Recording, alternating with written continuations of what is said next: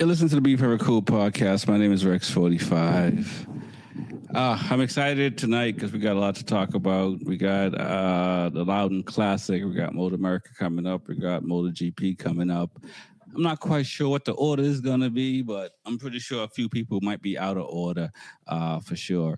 But before I bring the fellas on, I want to thank the listeners, the subscribers, the folks commenting, the folks even cussing us out and telling us what we are explicitly. I still appreciate you for sure, and because we're gonna keep going. So I hope you have the same stamina, no doubt there. I want to thank Woodcraft. Use the Rexy code for Woodcraft. You should spend over $100. You get a free T-shirt. It's always nice to get free things. It's always nice to get Woodcraft parts. I've used them. I've crashed them. I've reused them. They're good parts to have. They're on my bikes. So definitely go to Woodcraft and do what you got to do if you're at the track or on the streets. If your bike is uncomfortable, they got clip-ons that they can adjust and all that fun stuff. So be curious, go to the website, check them out. And if you're going to spend some money, just mention Rexy. And good things should happen. Not always, but should happen. Also, Pearly Tire. I like them. I use them on my street bikes. I use them on my race bikes. They're pretty sticky. You get 10% off if you're a racer or if you go to the track. Or if you're one of those folks that use track tires on the street, I don't recommend it. But if you're going to do it, you might as well save 10% of your bill. It's not going to cover everything. Mark 10 Motorsport. Get hooked up with some Pirelli tires. Have some fun. With no further ado, let's bring the gang in one at a time. Very excited. Jordan, welcome to the show. I see you got the Yamaha. And so I know how you're feeling tonight. Hey, Rex. Yeah, how's it going? Yeah, Yamaha till I die. I always got to wrap them. Yeah. No doubt. Yeah, man, you got a lot of work done on that R1, man. It's pretty impressive. The R1M. The M. Don't forget the M, baby. Yeah, yeah, but like I said a while ago, that's my dream bike. So I've got a bunch of goodies in it, and I'm just gonna keep going and see how far I can go with it. That's what's up, man. That's how I feel about my V4, man. So very excited. Lots happened this past weekend. Lots always going to happen every day. But you must be excited for this weekend to come too. Yes, sir. Glad to have all the riders back on track, and I'm glad for it all. Nice. That's what's up. Harry, man, welcome to the show, man. How you doing? Oh man, just doing good, man. Enjoying Texas weather, man. It's blazing hot here, but I'm enjoying it. Like, I don't spend too much time out there, but I'm gonna get it in. Like, and I'm probably gonna ride my motorcycle later on too. So the sun will be down, the temperature be perfect.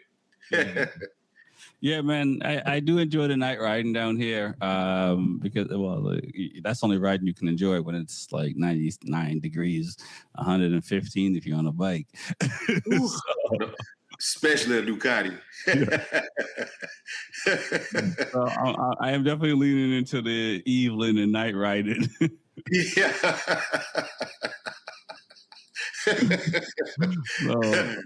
So no doubt, man.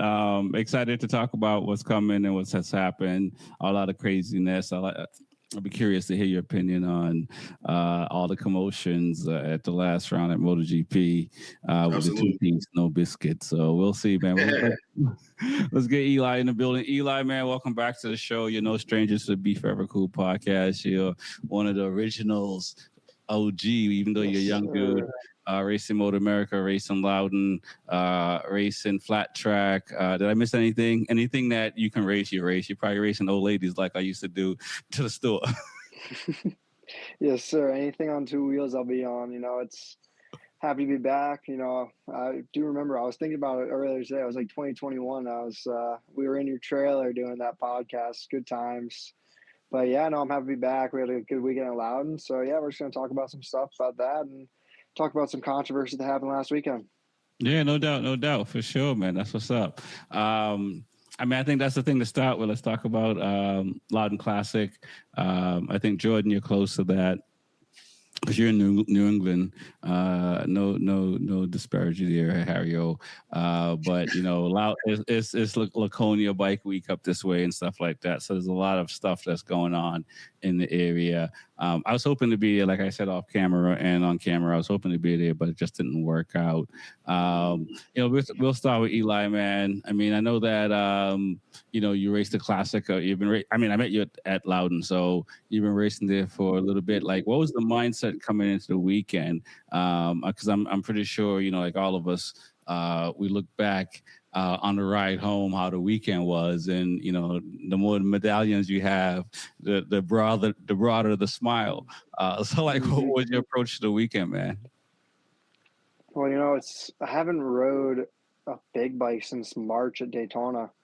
So, I haven't been to Loudon since August of last year. So coming into the weekend, it's like, getting my feet wet again, getting back on the track. And, Loudon's its own animal. It's been, as I said, 10 months. So, I know how that first session of the year at Loudon always goes. Either you feel really good and you look down at lap timer and you're 6 seconds off your best, or you can be feeling like crap and still be 6 seconds off your pace. So first sessions at Loudon are always hard. So we really didn't have that chance on Wednesday to go ride when the weather was good, just because, we're doing a lot of the coaching on Wednesday, and Thursday was the main of the open practice and the pro practice. And obviously it rained all day then, so you didn't really get much. So, hopping on the 660 that we built for our MotoAmerica team, that was my first time on it. That was our first time ever working on one. So it's like we're trying to cram everything into 2 days, and the weather didn't cooperate for one of them. So, the most important day is kind of sucks looking back at that. But coming into the weekend, it was kind of, I don't know. There wasn't much confidence, just because in the years past I've came in knowing that I can do really well. And as I said in the other podcast, I come in with so much confidence and get shit on. So I'm trying not to have that happen again. And obviously, I haven't done bad. If memory serves correct, I mean, it was to your own doing. It's not like other people beat you. Exactly. It's like, someone, last year was a tough one. We had a mechanical on one of the bikes that, again, that was our second weekend on the bike. We didn't know anything about, the KTMs having clutch problems on the 890s. So we figured that out, but that was after the classic. Then, in the classic race last year, Scott getting taken out is just kind of it's a shitty situation, but it happens. So yeah, coming into the year, especially on the 660, it's the same type of situation I was in last year. So I actually, funny enough, before 20 minutes before the class, up until then, 20 minutes before the classic, I wasn't even going to race it. I qualified for it, but I wasn't going to race it. So just because I didn't want to be in that 10th place battle, which is obviously, as the year's gone on, the purse has kind of gotten a little smaller. So it's $2,400 for 10th, which is, don't get me wrong, it's great money, but for the risk I would have to take and how hard I have to ride just to struggle and battle just to get 10th because I'm so underpowered, it wasn't worth it for me. Okay, I can see that. So then I mean, how many podiums did you get on? And it seems like let's talk about that, because I don't think it was just one race you raced this weekend. No, so I wasn't planning on doing the two. I wasn't planning on racing Friday. I was kind of waiting and seeing how I was just going to wait to qualifying because we had the 2 days of riding before then. And turned out I was just, because of the weather, I went out, did 2 of the local club races, and we had the pro practice at night. But yeah, I don't know whose idea it was, probably my dad's, most likely mine, but I did all 4 pro races on Saturday. So I did the Super Hooligan race, I did the 500 race, the Loudon Classic, then the Thunder Bike race. Wow. And I think the math was 65 race laps, I think it was, on Saturday. Wow. And tell the folks what the positions you finished in. So Super Hooligan, I was on the Duke 790, so again, another butter knife to a gunfight. I finished 6th, I think, there. 500 race, I won that race. The Loudon Classic, I made history, became the first ever lightweight twin to become to podium the Loudon Classic in the 103 years. And then in the Thunder Bike race, I finished second. Nice. Oh, that's what's up. Right. So do you park the trailer until Monday morning to drive back because you're having so much fun? It's a pretty amazing weekend, man. I wish. It was like Saturday night was like, it was more low key than other years. Like, Okay. I don't even know. I've had more parties at Loudon for random reasons, and I could make history and nothing. I just have a drink or two and I go to bed. Well, So listen, I think man. it was more of just like just having a chill weekend. That's kind of how it was. It's I think I was more emotionally drained, just as I was saying, because I didn't know I was racing the Loudon Classic till 20 minutes before the race. Right.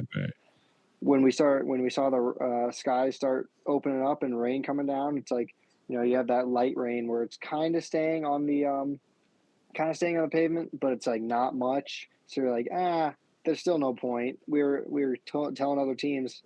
Actually, Robertino Pietri was pitted next to us, so we're like, we'll help you guys. Don't worry. I won't race. I'll help you guys. If we do tire changes and stuff.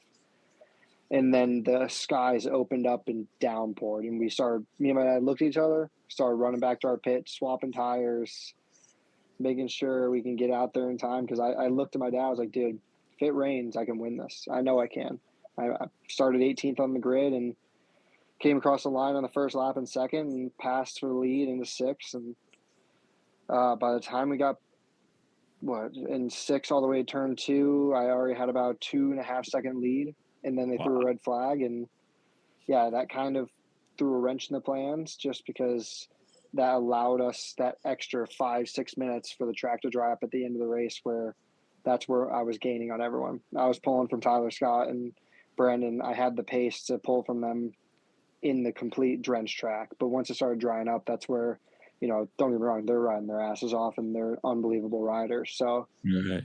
yeah, I think that's kind of where the 750, 660 battle started kind of fading away, and they could use a little bit more power because they can actually put it down now. Right. Nice. I mean, pretty impressive, man. And I'm going to circle back to. I'm pretty sure you guys had a conversation after the race. Jordan, man, what are your thoughts, man, about the Loudon Classic? It's one of the oldest racing series in the country. It in the last few years, the purse has gotten to a point where we do see some national and some international riders show up and try to do the daggone thing. What are your thoughts, man, being up that way? Oh man, I definitely wanted to get out there this way or this year. Is something I definitely wanted to see. I came back from a vacation on a cruise ship, so I own an HVAC company. Came back, my phone was chock-a-block full, and I've been in addicts ever since. So my hopes and dreams of going to New Hampshire for a little getaway was taken away from me. But oh man, it's an amazing spectacle, and it's good to see. I'd like to see it get bigger and bigger every year.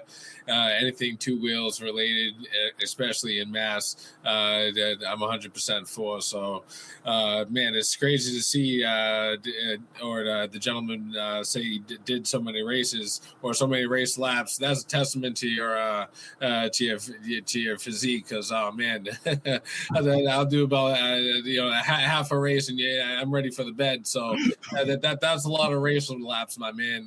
My hat goes off to you. You like you, man. Yeah, there's been no training going on. That's the hard part. I was terrified of that coming in the weekend just for that reason. I was like, man, I haven't done anything. I've been sitting in my chair doing nothing in Florida. When I come home, I do like one supermoto race. I'm tired in 3 laps. I'm like, fuck, this is gonna be a long weekend. Yeah. Supermoto is good. It's good training. Harry, man, I know you're in Texas, but I mean, Tyler Scott was up there. I believe that's who won the race. It's pretty impressive to see their qualifying time and stuff like that. There's you hear of the World Moto Clash. I don't know who. Anyway, I'm not gonna talk about the name. What are your thoughts, man, about these kind of events that are happening that's outside of MotoAmerica? Oh, I love it because it brings more fans to the sport, and especially something a race like that that has a history, and it's just good for just not saying normal people that's just not professional racers that get the opportunity to rub shoulders and elbows with the professionals. Like you can't beat that. I wish they had something like that in Texas for us to do, but I followed it a little bit because it was a big gala, it was a big event, and I saw a lot of motorcycles there. I saw cycle drag there, and he was just showing the different motorcycles that was there. So, man, that's something that I'll probably be looking forward to trying to do next year, just to be around that energy because, with like-minded people that, especially like us that love motorcycles, it's just something that we just love to do, just to smell that rubber, just to see other people that lean and rocking in turns and straights. Right. No, I feel you there.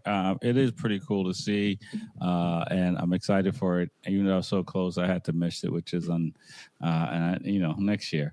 But let's talk about MotoGP. The hot topic, as I know, people want to probably brush under the rug a little bit, but let's talk about the hands-on Marshall and hear you guys' take on it. I've already given my take, so I'm not going to do it again. But we'll start with you, Eli. We all have done track day, and some of us have raced. But you've raced in MotoAmerica, you're racing a club racing, you're racing Supermoto series, flat track series. Like I said, anything on wheels, you're racing. Was that penalty too harsh of a penalty to give versus just paying some money, double long like penalty, or you're on the side of pretty much everyone just. Yeah, no, there's no tolerance for that shit. I don't care who you are, how much money you have, how much fame you have, how good you are on a bike. Dude, these guys are volunteers. They're just out there trying to help, and it's like, it's not like it's a vintage bike that you spent millions on, and it's your baby, and they're touching it. Nah, bro, you get paid millions to ride the bike. You don't care if you crash it or not. The bike was already totaled. They're picking it up. I think he slapped him because they dropped it or something like that. Bro, you already crashed the thing. You can just run back and hop on your second bike. I'm sorry. I don't give a shit. It's not the way we do it. I know all these foreigners are very, emotional, hands-on. Oh, my lights went out. And so I get it. You show your emotion. I'm the same way. I'm a very emotional rider. I ain't hitting no one. There's been multiple times where I've wanted to. I've yelled at marshals before. I've done this. I've done that. But it's like, dude, same thing. It's like Heron in the middle of the Daytona 200. You hit a cameraman. He didn't stop, drop his bike on the ground, punch the guy. No, it's the middle of a session. Get back to your job and do your thing. I mean, the fine or whatever. I think it was suspended for the rest of the weekend. Was this punishment? Yeah. Yeah, there should have been a fine on top of it. Okay. I don't care. It's just we don't want that. We don't want that picture in our sport. Okay. And the pressures of the championship, because it has to be getting to him, right? It's fading out of his hands. Yeah. He started strong. Don't get me wrong. He started strong, but it's been slowly falling out of his hands, and it's because he's been throwing that shit on the ground 24/7. Yeah, from the races I've seen. I don't know. I haven't watched a lot of the races lately, but I really don't think, obviously if two racers go at it, sure, put the cameras on it. But to do that to a guy that's just trying to help and pick up your bike, no, we don't do that. No doubt. Harry, man, what are your thoughts on the incident? You saw it, man. You're a Aprilia guy. You're a Ducati guy. I'm pretty sure you got a scroll to read. Okay, like when he crashed, I was like, okay, cool. Like, and then all of a sudden, they pulled the clutch. The engine. I heard the engine running still. Like they pulled the handlebar back. The gas was going right, and then all of a sudden, I guess he became the notorious BZ bad boy. Just came over there, just like boom, just hit the marshal right in the face. I was like, Bez, what are you doing, bro? I don't know. Like, maybe the spirit of Martine got in him or something, man. I don't know, man. Like, I was devastated. Honestly, I was devastated. But the funny thing was to me was on Sunday, I guess he gave him a signed Marco Beschicki bobblehead or something to the marshal and a hug. I'm like, bro, man, you embarrassed this guy in front of his whole family in his country. I'm just like, it was unacceptable to me. You know, I understand, like, in a high intense octane sport that we love called motorcycle racing, your adrenaline is always pumping, like, and you can't let your emotions get the best of you. I understand that he's fighting for the championship, and he was probably more upset at himself. But to take your frustration out on somebody that's probably volunteering for that, that's probably not getting paid, that just probably can't afford to probably pay to see a MotoGP race, because I'm only speaking for the guys that do it here, MotoGP, when it comes here. A majority of those guys can't afford to, go to the race. So their opportunity to see these guys is to be volunteer as a marshal. And that was just unacceptable, man. That was unacceptable. I know his parents probably ripped him for that, but I was just kind of torn because he's mentored by Valentino has never done that. And the whole country, Italy, probably he's a rider before, not a marshal. He's knocked some people. He's a rider, not a marshal. But Valentino's about that life. No, I know he's about that life, but not to take it to that level. Him and Biaggi get into it. But man, that's kind of like that's a bystander. Like the marshal is pretty much like an extended, a higher ranking fan. Like, you know what I mean? And it was just disappointing I don't know, man. It was just disappointing for me. I was crushed because I like Bez. Like, Bez is like my favorite racer. No, and I think from a technical, from a championship level, he lost focus. But Jordan Valentino has knocked over a chick on while he was on a scooter. Get out the way. Like Ludacris, move out the way. And back in the day, I got a race to win. Yeah, he can do whatever he wants, baby. And back in the day, when the folks used to run on the track after the race was over, Valentino do whatever. Then the Pope come bless him. No, I forgive you. Bez could have signed the same glove and handed it to that fucking marshal and said, get bitch slapped. I mean, that's the same thing he could get him a bobblehead and a hug. I don't care. Sign the glove that you slapped him with. So, I got a good take on it. I think. Hang on a second, Jordan. I think the penalty was justified. He should have got a race ban. Anything beyond that, I don't think he. Now we're splitting hairs a little bit and getting a little bit too deep into it.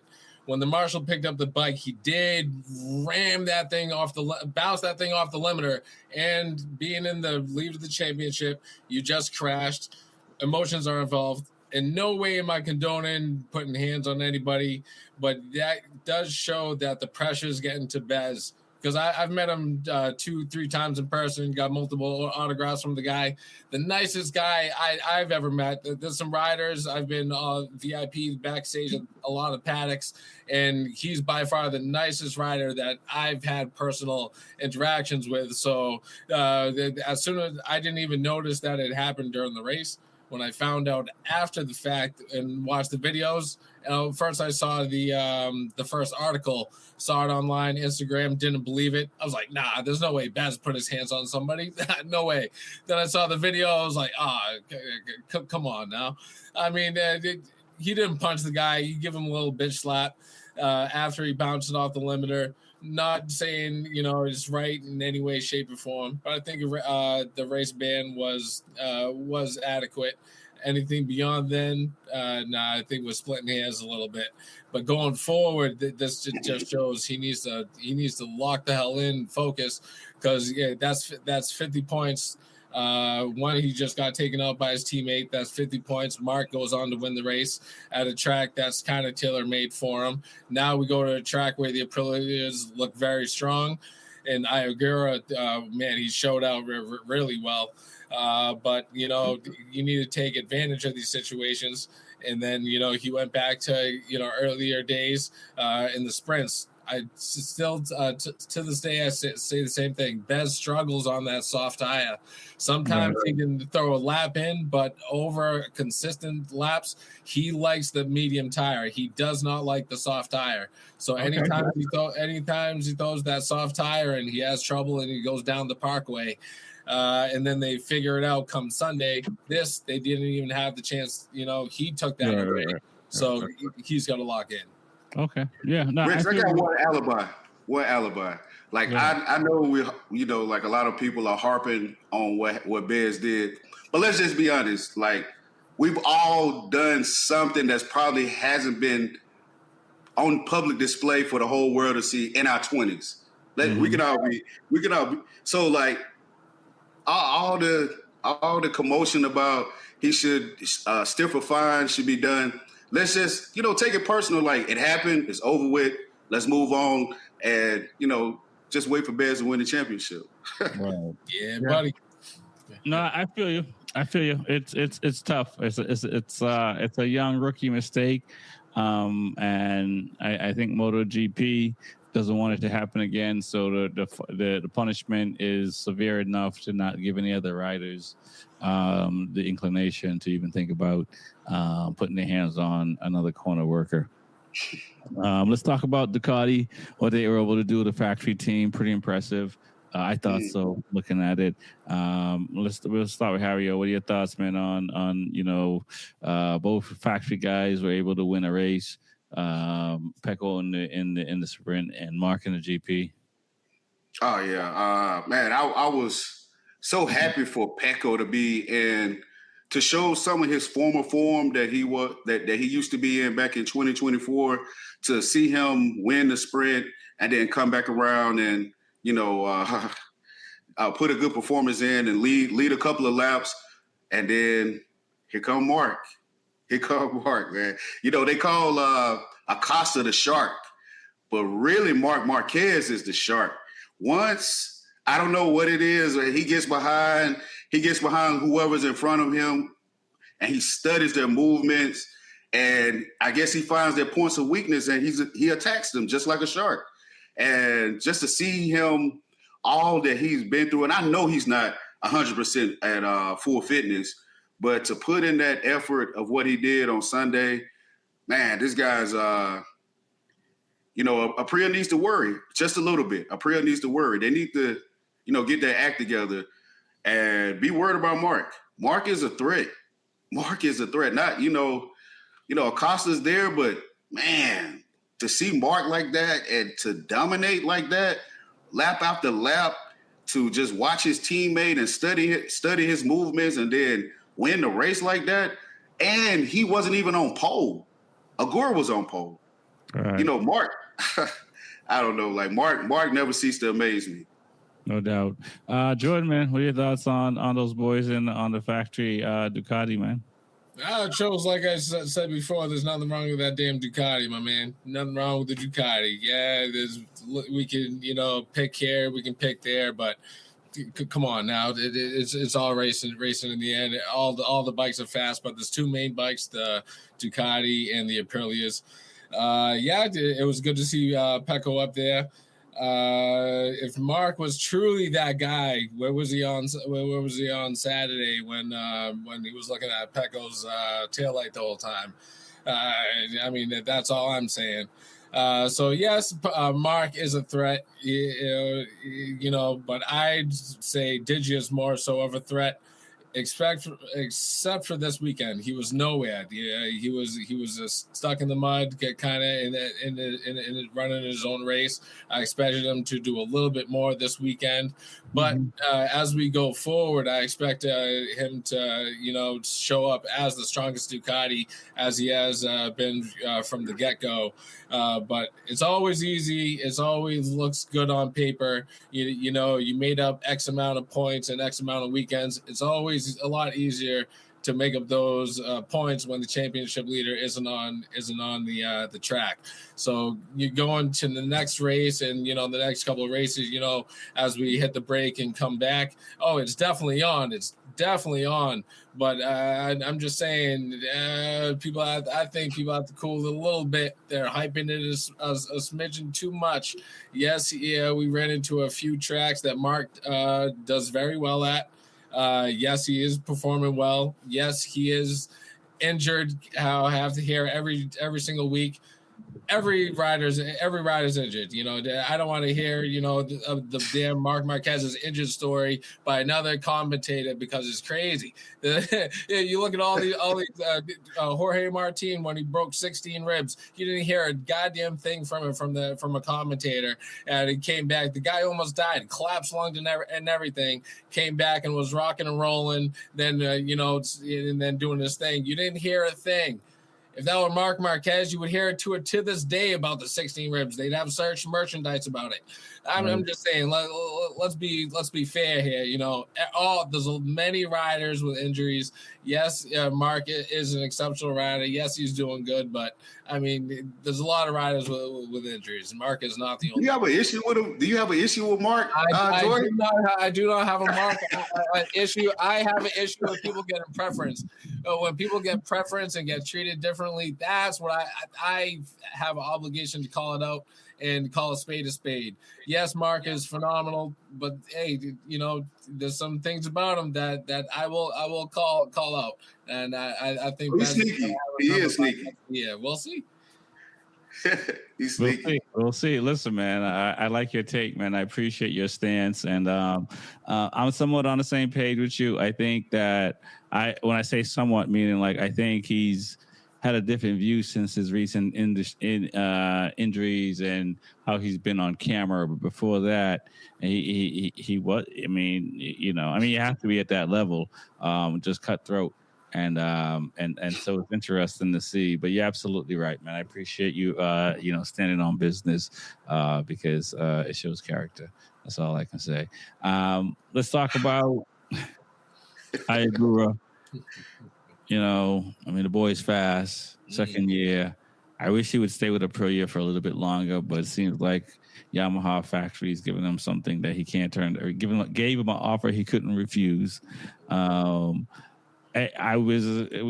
think Harry, you were on the show where I was saying that Ayagura can qualify better. It'll be different. What are your thoughts on how he qualified? It's, and I'll say this: when you qualify pole and you don't win a race, it's a negative, right? So, absolutely. You know what I mean? There is that, but at the same time, it's nice not to do the same work from like 10th place. What are your thoughts on Agura this weekend and what he's done? Yeah, I totally agree. I wish he would have kept the lead. I wish he would have actually won, because it would have been an ending to a great weekend, especially him being on the satellite Aprilia motorcycle and to put it on pole and not take the dub, man. That was very disappointing for me as a fan of Agura. And it was just finally, it seemed like he actually put everything together for us from Saturday to Sunday, but Sunday just came up short. And and then he came on strong at the end, but it was just too late. I thought he was going to have the opportunity in lap 4 to possibly, when it was 4 laps left, I thought he was going to have the possibility to maybe challenge Mark, but it was just he couldn't get any closer. And I think if it was like maybe 3 more laps, he might have been able to, but it was just a little too late for what he gave. Right. What are your thoughts about his comments in the press comments? Like, I sit here in the race saying, like, bro, come on. You got all these rings. Give me one. Let me get one. Yeah. It sounds like a kid. Let me get one. Exactly. So it's coming. Jordan, man, what are your thoughts on Agura? What he did this weekend, man? It was the lap he put in was very impressive. They smashed the lap record. Just shows the testament to the riders of this day and the bikes. I think there was like 5 or 6 riders that were under the previous year's lap record. So that was amazing. But like you said, to not convert the sprint into a win or the main race into a win does show up as a negative. It does show he lacks. I think he lacks aggression. He's smooth as hell. He can maintain a tire. You only see him make one harsh overtake, probably in his kind of MotoGP career that we can kind of call out. So he's a very fair racer, but it goes to show, I think, the 2 things he has to work on. I would say a little bit of is just racecraft and just his aggression a little bit. I don't know that you see him in anytime he's in a interview or anything. He's very, the guy's just very, very serious. He's about his stuff. Doesn't kid around at all. I mean, that's not a knock on him. He's starting to kid around, though. That's the whole thing. Oh yeah, it's starting to break the shell a little bit. And maybe at Yamaha, we'll see a whole nother Agura. One could only hope. But right now, he's top 5 in the championship, bro. Yeah. Oh no, he's moving and grooving. Like you said, I agree with you. I wish he stayed with Aprilia and they moved earlier and retained him. I think so. Because they were very good in the rider market. It seemed, but you should have locked him down early on because he's a very good talent. Yeah, I think I think Agura and Digia, VR46 wanted to hold on to, and Trackhouse wanted to hold on to Agura. Yeah. These are 2 riders that are, they didn't have the same shine as Acosta, but they're factory riders. Yeah. You know what I'm saying? And they're going that way next year. So, this season is not over. So you never know. Who knows where he's going to finish, which is pretty impressive as it is already. But let's talk about the announcements that came out today. They finally, it's like no secrets. It's like in MotoGP, they can't hold water anymore. You know what I'm saying? All the business is just out way sooner. It's like, bootlegs back in the day were getting released. By the time the movie came out, you can just say the words. But they finally announced that, 2 things. Marc Marquez he signed with Ducati factory for a couple of years, and Acosta signed for a couple of years. So I assume all the other dominoes will start to fall. What are your thoughts on the news that we already knew, but now officially we know? Let's start with you, Harry-O. Yeah, I wasn't too happy about the extension on Mark. Why?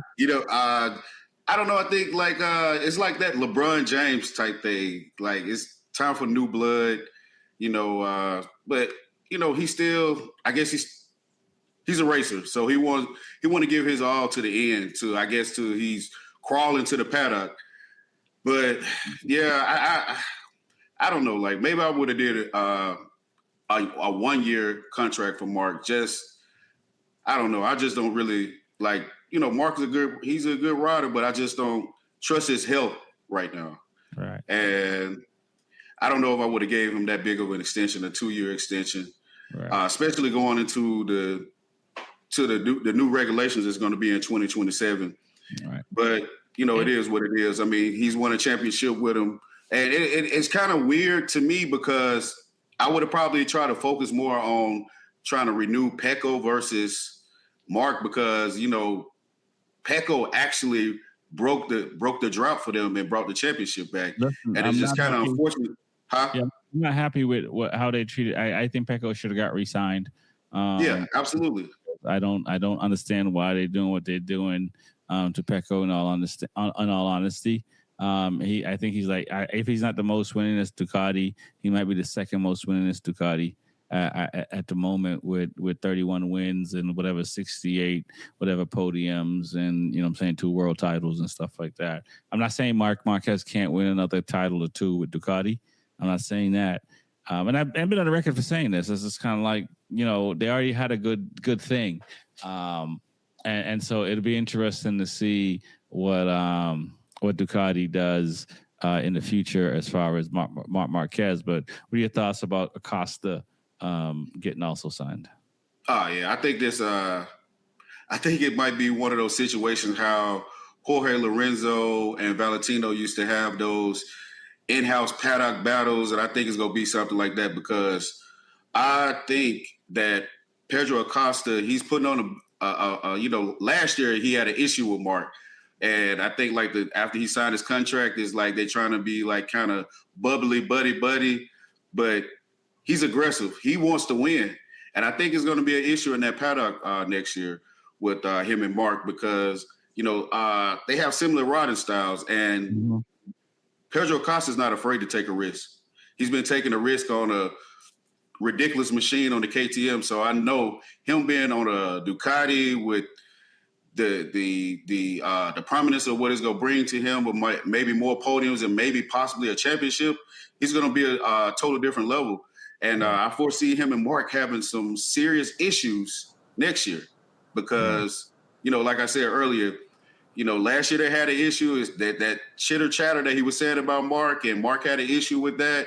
And I just think it's going to explode in that paddock. And I don't think, what's his name, Darcy, I don't think he's going to be strong enough to hold those 2 personalities together. Right. Gigi might have to step in. Something's going to happen. Jordan, man, what are your thoughts, man, on the announcement of the team for 2027 for Ducati? I was surprised about the 2-year re-up by Marc, but the part that you guys are leaving out is that there's he has the clause in there that he can walk away at any time and retire and not get any sort of penalty to his name or back pay or anything. So that being in there, and the fact that Marc Marquez wanted that clause, I've said this for a while. Marc Marquez does not want Pedro Acosta in that factory team alongside him with the same mechanics, with the same everything in red with that bike in the next garage. He didn't want it for a long time, and now it's here.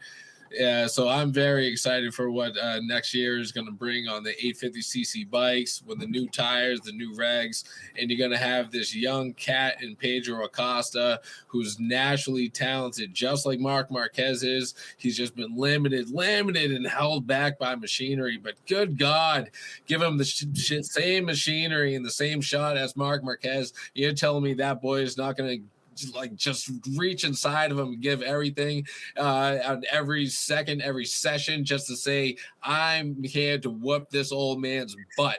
I'm telling you, he's going to come to make such a statement, boy. It's going to be fun.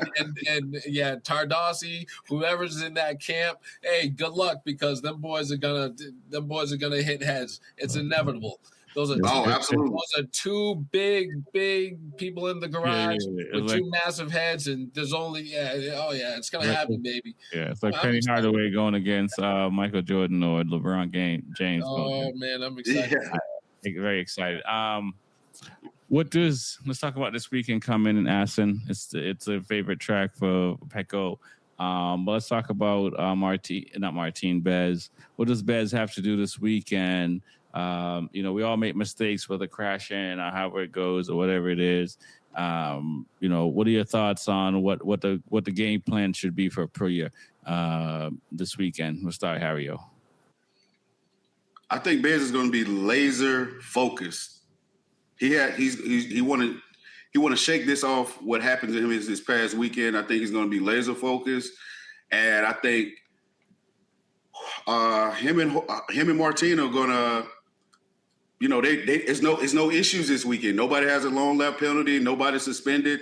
And I think they're just going to, just lay it all out and try to attack the Ducatis. I don't think it's going to be something similar to what happened this past weekend with Pecco, leading laps. I don't think it's going to be like that this weekend.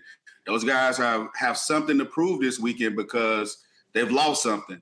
And I think they're going to, off straight from the free FP1, I think they're just going to go head to head and just say, hey, look, man, we got to do this together. And not saying they're going to be like, teaming up together. I just think they're just going to be focused in that paddock, and I think they're going to be 1 and 2 this weekend. Okay. I can see that. What are your thoughts, Jordan? It's a good track. It's a decent track. So I think it's going to be a good bike for the Aprilias. Also, obviously the Ducati is going to be there, but it should be a good weekend. I think Bez is going to be, like Hario said, laser focused. He definitely had multiple talking to behind doors.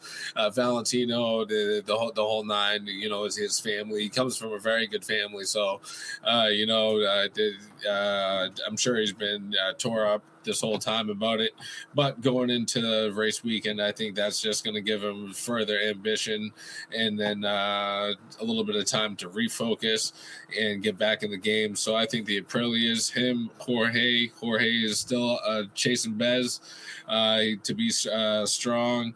So I want to see Raul actually Fernandez, because his future is still a little bit. He is allowed. He was at the test, and he's allowed to test the 850cc, which earlier reports were that he wasn't going to be allowed to. So they may be retaining him, which I think they should. Because if you look at the Aprilia roster from the main team and the satellite team, they're bleeding people, and they need to retain at least some. You don't want to have 3 brand new riders and just have Bez's like single feedback, even though as good as it is, and as far as it's brought the bike, you want, at least I think Raul would be a good rider to retain and go forward. So hopefully this Assen track, we'll see him a little bit further up front. But qualifying is another thing where Ralph Fernandez, sometimes he's hit and miss. I'd like to see him a little bit more consistent. Nice. I agree. I hope he does everything to save his seat to have a seat for next year in MotoGP, because I think he's done enough to deserve it. I always say that some of these guys, back in the day, riders used to get a couple of years in MotoGP before they were deemed not fit for MotoGP. And so I think he's proven that he should be in MotoGP. Let's segue into before we get out of here. Let's segue into MotoAmerica. It's going to be at the Ridge. Very excited to go to the Ridge. It's my first time going to the track. What are you expecting to see from these superbike riders? It's a pretty close title fight still. BMW, Ducati, Yamaha. Let's start with Hario, man. What are you expecting to see at the Ridge? Superbike. I foresee like Bobby Fong. Bobby Fong was pretty successful last year at the Ridge, so I foresee him doing something similar to what he's capable of doing. And he's the person that I think is going to ultimately win the championship, even just because he's been through the testament of fire. And Sean Dillon Kelly, he might be able to pull something off, but he knows the track. Even though he was on the Suzuki last year, he's on the BMW, but he's pretty, he's learning the motorcycle pretty quickly. So, and he's been doing pretty good these past couple of weeks, these past couple of races. So I foresee him and Bobby Fong probably battling out this upcoming weekend at the Ridge. Nice. We'll see. I'm not gonna say who I'm for yet. Jordan, man, what are your thoughts? Who are you expecting to run out front this weekend? I see what you have on, so I guess you're gonna say Yamaha. Superbikes and MotoAmerica is probably the only place where I can rep Yamaha and be looked at and cheered along with. But I'd say like Bobby Fong and Schultz. It seem like they're on the money. I know Schultz is just a point behind Sean Dillon Kelly. And again, it's just pretty surprising to me that you don't see that new Ducati anywhere in the top 6 of that championship in the Superbike. I know it is a newer package, but it's just very surprising to me that every other series that you look at, anything Ducati is just smashing it. World Superbike, MotoGP, etc. But Yamahas in the States seem to fare well. It's still a good time for Yamaha here in the States, I guess. Nice. All right, well, let's go to the super sport class, man, because it doesn't stop there. So, I mean, it's been like Ducati 1, 2, 3 for the most part. So, what does Yamaha have to do to get themselves in the mix? What does the 750 have to do to get itself in the mix? Suzuki, Tyler Scott was there, I think it was this past round. Don't hold me on which round it was. But he was there. Let's start with you, Harry-O. What does it in the super sport class? Yeah. I mean, this is where Kayla possibly could get a win. Yeah. It might be Josh Hayes' time, man. It might be Josh Hayes might try to pull an old man trick this weekend and probably rip off something, maybe a podium. But I still say Bender. Mm-hmm. Bender is long as he don't get into any drama or anything with Josh Herring, then Bender is going to be another Bender win. Kayla might be able to do something. She's very familiar with the track, but it just depends on if she can get out front early. If she can't get out of the pack early and try to lead a couple of laps, she might not podium because this is a very technical track. And the elevation is different in Washington. And it's not like the southern tracks that they've been going on, and not like Wisconsin. Just that whole area. You're going to see, they're going to see the elevation is different, and those bikes go run different. So it's not going to be something that they're going to be able to pull off like they've been doing in the past. I think it's just going to be a very technical track, and she couldn't get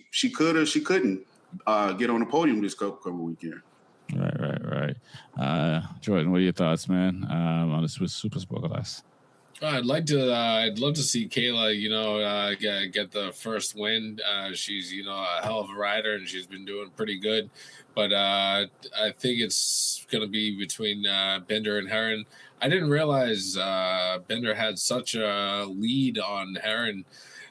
So going into this weekend at technical track and the varying elevation and such, I think it's going to be a pretty good track for Bender, and that's going to be who I think is going to win the race. Him or Herron, I think they're going to have a nice little battle. But I'd say, I'd be going for Bender, rooting for the win. Okay. All right. No doubt. That's what's up, man. Anything you guys want to talk about before we get out of here? The only thing is, do you guys know about the testing update, right? And Mark had himself a little crash today. Yeah, I saw that. 6th fastest, top rack, fourth fastest. Not too bad on the Pirelli tires. Bez was top spot. So that's nice to see. I know it's very, very early doors, but that knowledge, coming from Pirelli tires, I think is going to bode top rack well, obviously for next season. It's just Yamaha it needs to bring a bike. That 850 bike better be something crazy because it seems like they don't spend a dime on their 1000cc prototype. So. We shall see. Benz was like a tenth off? It was like 1.54. I think. I think they were like a second off the fastest, so that the prototypes were a lot faster than anticipated. So that's another thing I want to say that I'm happy about. Right. Being only a second off at this phase when they're nowhere near the final phase is that's a very good sign. No doubt. How about yourself, Harry? I'm just excited for the race weekend, man. I'm glad MotoAmerica is back this weekend, to see some, our home team racing this weekend. And I look forward to seeing what they're going to do, what MotoGP is going to do this upcoming weekend in Aston. I still stick to what I said about, I think it's going to be 1-2 Bez and Martin, or Martin and Bez. And I'm just ready for some good racing this weekend. Nice. No doubt. I feel you there. My name is Rex45. It's the Be Forever Cool podcast. I want to thank Harry O with Two Wheels, One Chain, Jordan, Fast Rider. Peace.